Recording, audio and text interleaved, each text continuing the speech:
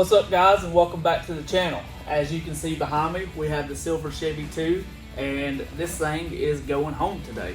It's a pretty big and exciting day for us because this is one of our biggest builds to date to come out of our shop. We are a pretty new shop. We've only been open up for about a year and a half, maybe a little bit over. So this is a pretty big project for us, and to get this out and as good as it turned out, we're very excited about it. This car actually come to me whenever I was in my old shop, whenever I first got opened up, and the customer just brought it to me to put a set of mini tubs in, because it only had an 8-inch wide wheel on it with an 8-inch slick, and he wanted to be able to put a 10-inch wheel with 10-inch slick, so he decided to do a set of mini tubs. Well, in the process of doing those mini tubs, as every project seems to, it escalated a lot very quick. So in this video, we'll kind of give you a rundown of what those escalations were, and just kind of give a shout out to everybody, all the parts and companies that are a part of this build. Big shout out to Derek, because he helped me out a lot on this car. So let's go to the front side of the car and give y'all a rundown of what we've got going on here. The car, whenever it come to me, did originally have a aftermarket front clip on them. If anybody is familiar with a Chevy 2, they know that the stock stuff is just not very good or safe. But the customer was really wanting to get into doing a lot of drag racing with the car, so we decided to upgrade that front clip. We looked out because one of my other customers ended up having a Smith Racecraft front clip that he was using on his Chevy 2, and he decided that he wanted more of a street car, so he decided to sell it. And he also looked out because it was also a big block nitrous car, so whenever this customer bought this front clip, he also got this custom set of stainless headers that come with it. But this is a Smith Racecraft front end.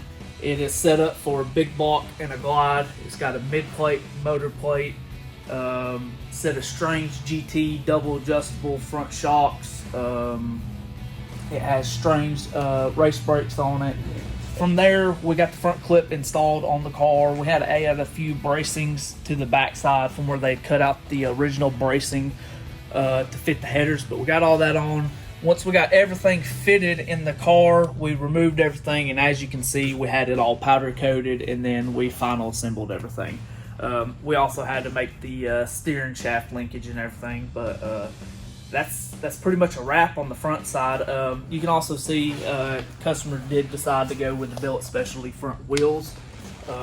Looks really good on this car. The silver and the black looks good with the silver of the car.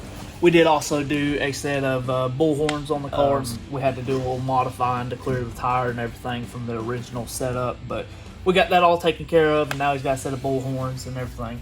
So from there, we'll probably move to the back side of the car, because that's where things escalated the most at. So with the back side of the car, I kind of talked the customer into doing this while we was waiting on some other stuff, which he liked it too.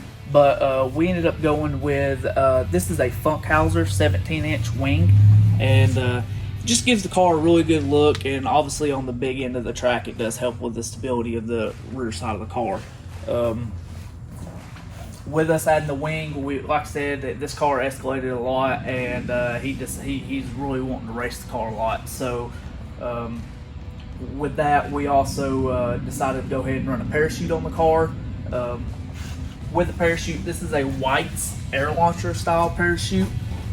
Anyone that has ever drag raced and had to pack a spring style parachute knows that it sucks. So that's why we ended up going with the air launcher, just so he can do it by himself. You ain't gotta rely on anybody else, but you can do the spring launcher by yourself, but it's not any fun at all. So I guess now we'll kind of go to the biggest escalation of this car, which is the underside. Alright, so as I kind of sit here and explain to y'all kind of what we did on the bottom side, Derek's going to throw in some pictures and some videos of the actual bottom side of the car and everything that we've done. But that's where things got really serious. The car had a generic bolt-in full link whenever we first got it, and like I said, with the times that the customers want to run, it just was not going to work. So we talked and decided to go with the 10 soldier low prep brackets, because he is going to no prep the car some, and then it also got a 10 soldier 9-inch rear end. So with all that being said, instead of just running a crossbar in between the factory frame rails and attaching the 4-link there, we decided to we ended up doing a full floor structure underneath the car. It starts at the front of the firewall and runs back to the main rear crossbar, and that's where our 4-link brackets are attached to. With all that up in there though, we did end up having to cut a little bit on the car. So from the back side of the main hoop to about here where the trunk pan is all cut out, and we did custom tin work in there. But that was just to fit everything that went with the 4-link. So with the 4-link, we did a set of custom 4-link bars in-house. We did a custom wishbone in-house. We used a TRZ anti-roll bar and did the shock mounts, obviously, and stuff like that. I don't know what shocks he's going to be running on the car right now.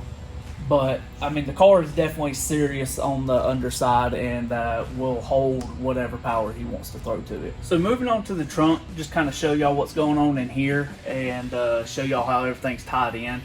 The car originally already had a 10-point chromoly cage in it. It's a very nice cage. So we just utilize that cage instead of starting from scratch. Everything on this car is tied from front to back. So we have a crossbar that runs across in the bottom, and that is actually what the parachute is attached to.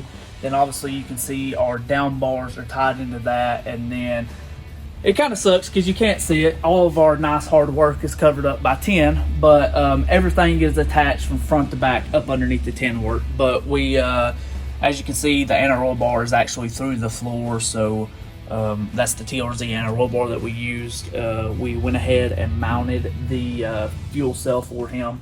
But one of my favorite things about this car is as racy as the car is, it still looks fairly stock-ish per se.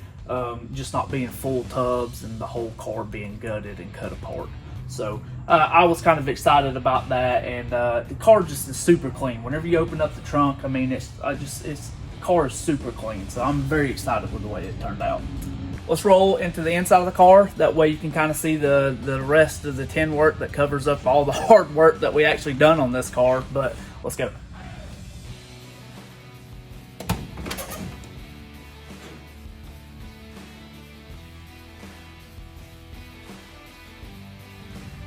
You're live.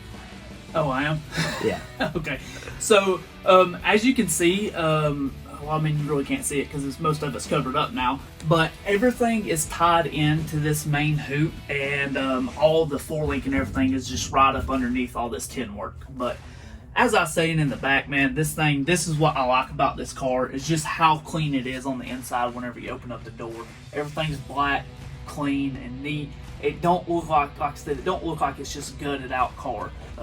We still have the factory dash in the car, and I really like the fact that it has a factory dash. We did mount the seats, built a full seat structure that's tied into the floorboards and everything, just to make this car as safe as possible. I know it don't have no carpet in it right now, but the customer, once they get the wiring and everything done, they will be putting carpet inside of here. So, I mean, this car, whenever you open up the door, it's going to look like a full-blown street car in a sense. So, like I said, we did all the tin work, mini tubs. All the 4-link is underneath all this tin work back here, unfortunately, but I'm very pleased with how the car turned out. We was able to get the rear interior panels back in the car, so the car is just super clean, and very excited about it. Guys, this is a bittersweet moment for us, just because, like I said, this is our biggest build to date, but we're super excited to see this car go, excited for the customer to see it done, and obviously we are very grateful for this customer to give us and trust us to build this car for him. So we're going to have a lot more builds coming out of this caliber, and we're just excited to show y'all what we can do. And I will say that stuff is just going to keep progressing, and we're going to keep growing. So be ready to see this at a track here soon, and be ready to see a lot more cars at the track from us. So we'll see y'all. Thank y'all. Like and subscribe.